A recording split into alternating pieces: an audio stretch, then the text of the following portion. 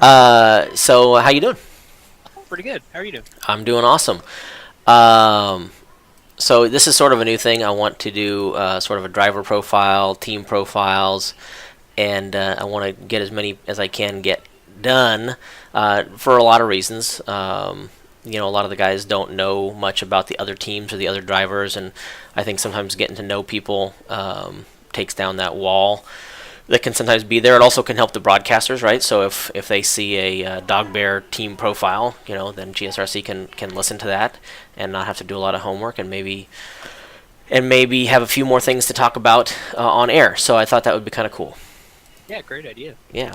So, and I wanted to talk to you specifically because for a few reasons. Number one, you've been around for a long time. You've been racing with the Northwest Club forever, it seems like, and then with the upcoming race, you really are the instrument behind the Sarge's Place sponsorship.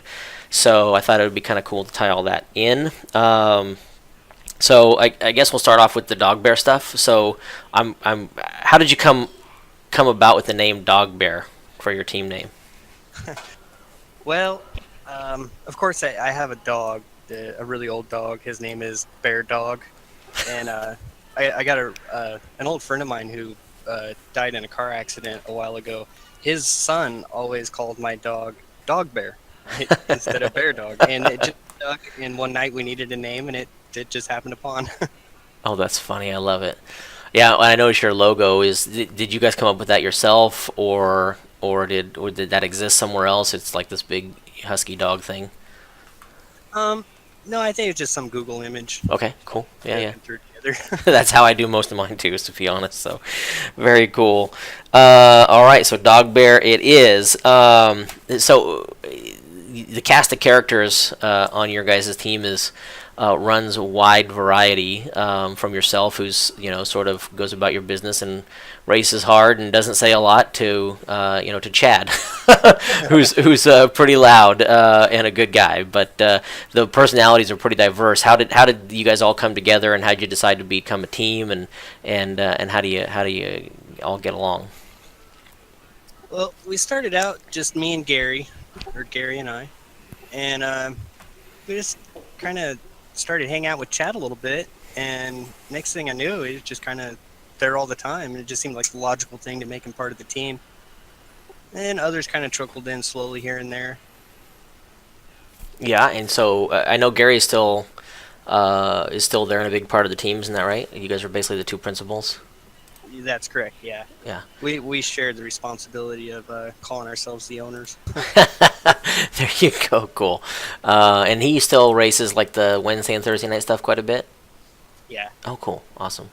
Uh, Um, and I should actually mention that we actually just decided to bring Ray in. So now it's kind of a three-person effort. Ray Partridge. Yeah, so Oh, now cool. the three, as you call them, principals for the team are myself, Gary, and Ray. Oh, nice. Awesome.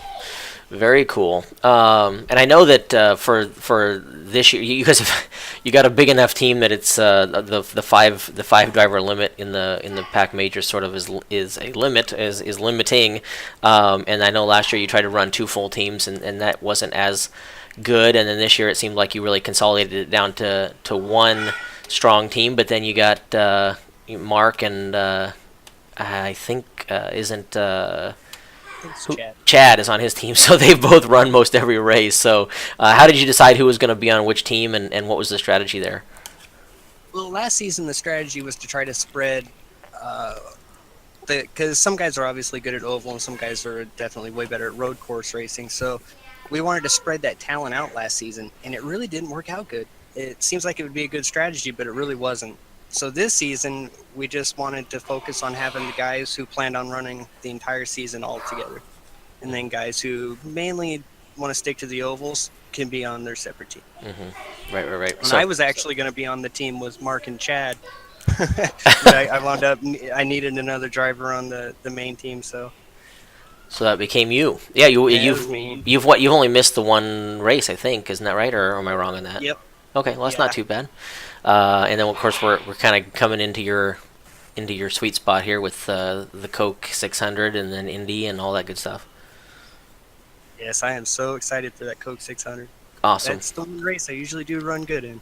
Yeah, you do. You definitely do. Did you notice the? I'm just calling it the Sargis 600. What do you think of that? It's great. In Yeah. fact, the director of Sarge's Place seen that yesterday, and she loves it too. Oh, cool. I just thought it had a nice ring to it, so I say, yeah, let's just go with that. So, and Coke's just a sponsor for the race anyway, so it's really the World 600. So I figured, why not do it? So, um, okay. So, anything else that, as far as the team is concerned? I know you got Wayne on there. He races basically every race, and he's been running a ton with you guys on the weekday stuff. And Ray Partridge. I know, at least last I knew, his work shift was a little bit odd and made it difficult for him to run midweek stuff. But he seems to run every single Pack Majors race. What else am I missing on the team stuff? Yeah, Wayne. Well, we seem to kind of split up and take on roles. It wasn't anything we planned on doing. Like, we have engineering type guys who build the setups, and then guys who are just drivers like me, who just show up and look for a good setup and get after it. Yeah. And we all know how good Mark is. He's incredible. Them Walz chassis are second to none. And now he's got Jeff Stabnow, who is one of our more recent joins to the team. He's kind of learning all this stuff too and doing incredible work. So the oval side has always been there and really good. But this season, Wayne has stepped up our roadside in an amazing way. We have been competitive, and on both sides, oval and road. It's really surprising to me. Yeah, I've been super impressed how I know he's put a ton of time into it, but how much Chad has improved on the roadside. It's crazy. Yeah, Chad's Mark doing pretty good. Ray is really doing incredible right now. Yeah, Ray's always been pretty diverse, but yeah, even better than before. So that's pretty cool to see. How do you manage or how do you keep everybody's tempers, everybody cool? Ooh, yeah, that is a challenge sometimes. And naturally, racers are pretty headstrong and they love to argue. Yes, they do. And it's rivalries are good and cool, but at the end of the day, I think we're all brothers. So I like to keep it that way the best that we can. Yeah. So about Sarge's Place. So you said the director of Sarge's Place saw the name and the logo and all that, and they liked it. That's cool. How did you get affiliated, and what is it? What does Sarge's Place mean to you? Actually, they're just a local charity that I've seen doing stuff here around town, and I started donating money and stuff and some time to them. And my better half, Miss Cheyenne, she's pretty good friends with the director. She's known her since she was a kid, and it just really seemed to help out to promote, and just share her Facebook page on our Facebook page sometimes, just get more likes over there. Right. Very cool. It's just something that I believe in a lot, and if I feel like I'm getting any attention from sim racing, why not share it with them? Yeah. No, I totally agree, and I mean it's a pretty awesome cause, and this time of year even more so with this race, even more so. So I assume that's when you guys were thinking about it. Is that why you chose the 600, or any other reason? Actually, I didn't choose it. This was all Wayne's doing. Oh wow, I did not know that. That's cool. He came to me and asked me if it was okay, and I said, by all means. I love it. Well, that's cool. Well, good. I'm glad we can hopefully raise some awareness, and if it gets any funds from the group, then that's even better. So I sincerely hope that does happen. So with regard to you personally, I've run with you for a long time, and I've seen you run lots of different numbers, right? So the 13, the 31, the 3. So they all have a 3 in them, but I don't know, is there any special meaning to your number? Why do you run the 3? Actually, no. My preferred number was 13, and just through the process, wound up running different numbers here and there because 13 was taken, and I just never really been too concerned with my number. I like 3s and 1s. There you so any combination thereof. Okay, I sort of gathered that, I guess. Well, the 3 is probably pretty popular. You could probably sell it at some point. Yeah, I probably could. I gotta tell you, it broke my heart a little bit when I saw you running the Toyota last year with that thing. That's why I made that right this year. That it was a Chevy and it was black. There you go. Well, yeah, I love. I had to make it right. I loved. I don't know if you can divulge the secrets yet for the 600, but obviously you guys got a lot of attention for the Days of Thunder schemes you had for the 500. Any plans for the 600 to do something different, similar, or whatnot? We're bringing back the Days of Thunder. Oh, awesome! They were lucky, so we're gonna keep it going. Very nice. Yeah, you guys had a great race. You guys had an awesome race. So might as well roll the dice there again. Cool. Well, I can't wait to see that. So you're going to run the same one, the same black one? That's right. Yep. Correct. Oh, awesome. Very cool. So that's a note to the broadcasters. Keep an eye out for that because they didn't figure it out till about midway through the race, I don't think. Okay. So as far as either the team or you personally, what kind of goals did you guys set for the season, if any? This season we weren't really too focused on Constructors Championship so much as we're focused on being just being reliable and helpful to Wayne, because we feel like Wayne's got a really good shot at it this year, and we're going to really try to everybody be behind him and just do anything we can to support he's our goal for this season, I think. Oh, that's cool. I did not know that. So seeing how far up you can get him in the driver standings? Yeah. Cool. I gotta tell you, this series is very humbling for DogBear. Everything we run, we dominate, except for this series. Oh, wow. Well, yeah, I mean, I think it's, in a way, I mean, it's humbling for everybody. I mean, look, I know I'm not very good, but I've always been decent on ovals, and, last race, I started in the third split, so it'll humble anybody, and you've got to be good at everything, so that's kind of one of the cool things about it. And yeah, Wayne has been so consistent, and he just kind of flies under the radar, but he's always there at the end, it seems like. So I think he finished 7th last year, and yeah, hopefully he can finish even better this year. Yeah, we're really hoping he can pull one out this year. Yeah. Well, let's get a win.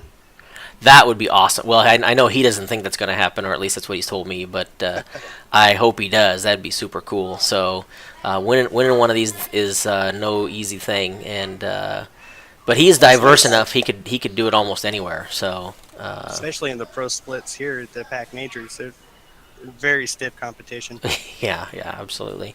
So for the 600, I know you guys will be right there, and I love Blake. I think he's a great driver, but I'll be honest, anytime somebody can give him a run or knock him off, especially in an oval, it kind of makes me smile a little bit. So I wasn't disappointed to see Mark get the win at the 500, and again, the way you guys all ran was awesome.